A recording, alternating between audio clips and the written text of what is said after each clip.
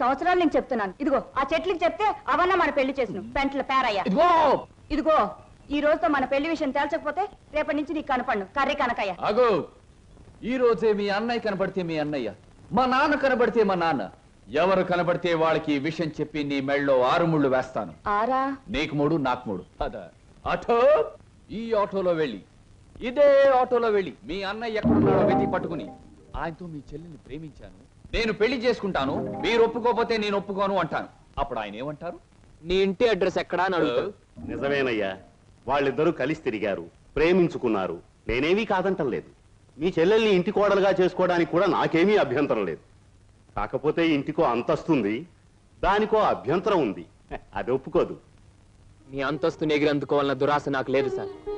కానీ పెళ్లి చేయటానికి ఒప్పుకొని మీ అంతస్తు మీ అబ్బాయితో కలిసి తిరిగిన నా చెల్లెల జీవితానికి ఏం సమాధానం చెప్తుంది సార్? Good, very good. ఈ ఒక్క మాట నిన్ను నా అంతస్తుతో సమానం చేసింది. You are correct. అంతేకాదు సార్, మానవత్వం మంచితనమే అంతస్తు అయితే నాకు చాలా గొప్ప అంతస్తు ఉంది సార్. తన యజమాని కోసం ప్రాణాలు అర్పించిన గొప్పవాడు నా తండ్రి.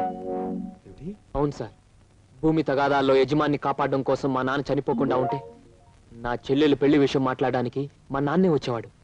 మీ దేవురు? రామాపురం సార్. మీ అమ్మ నాన్న పేరేమిటి? మా నాన్న పేరు రామయ్య, మా అమ్మ పేరు జానకమ్మ. నువ్వు రామయ్య కొడుకువా? అవునండి. మా నాన్న మీకు తెలుసా సార్? తెలుసు.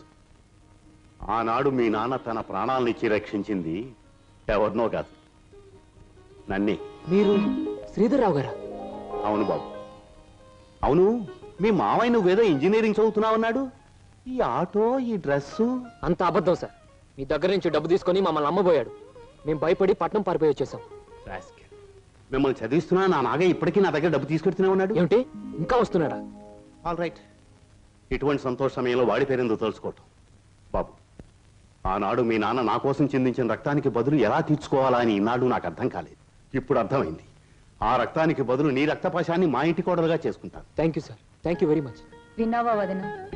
మా మావయ్య చిన్నప్పుడు మమ్మల్ని నానా బాధలు పెట్టి మమ్మల్ని అమ్మటానికి చూసిందే కాకుండా వాళ్ళ దగ్గర మమ్మల్ని ఇంకా చదివిస్తున్నానని చెప్పి డబ్బులు గుంజుతున్నాడట.